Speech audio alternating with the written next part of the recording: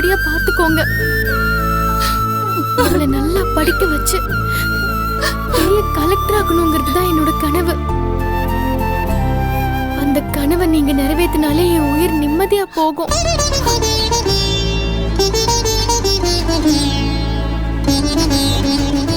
சித்து sir வேற ஒரு நல்ல பொண்ணா பார்த்து கல்யாணம் பண்ணி வைங்க.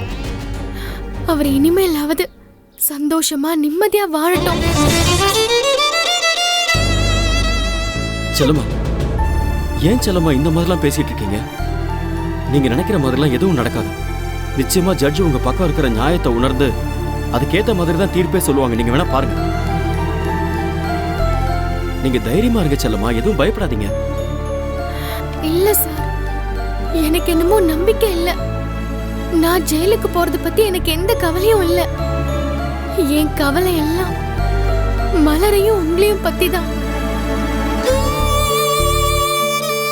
கடைசி வரைக்கும் மலருக்கு ஒரு நல்ல அம்மாவா, உங்களுக்கு ஒரு நல்ல மனைவியா, அம்மா அப்பாக்கு நல்ல பொண்ணா வாழணும்னு நினைச்சேன். ஆனா அந்த பாக்கியம் எனக்கு இல்லாம போச்சு.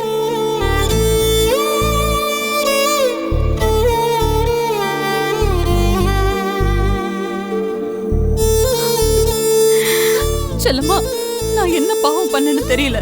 அதனாலதான் நீ ஏன் வயித்துல பிறந்து இவ்வளவு கஷ்டப்படுற. நான் ஏதோ போன ஜென்மத்துல பெரிய பாவம் பண்ணிருக்கேன்னு நினைக்கிறேன். அந்த பாவம் தான் உன்னை இந்த நிலைமைக்கு ஆளாக்கிருச்சு. மேடம், செல்லம்மாவை காப்பாத்துறதுக்கு வேற வழியே இல்லையா?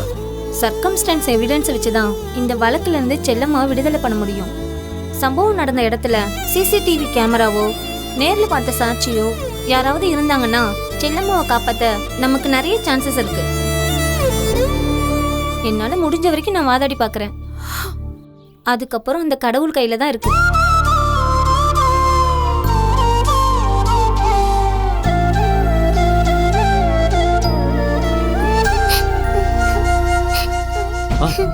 வாங்க மகேஷ். நடந்ததெல்லாம் நான் கேள்விப்பட்டேன் சார்.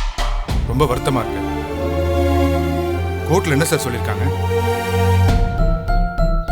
செல்லம்மாவுக்கு எல்லாமே அகெயின்ஸ்டா தான் இப்போ கேஸோட டைரக்ஷன் இருக்கு. ஆனா செல்லம்மா அந்த கொலையை பண்ணவே இல்லை.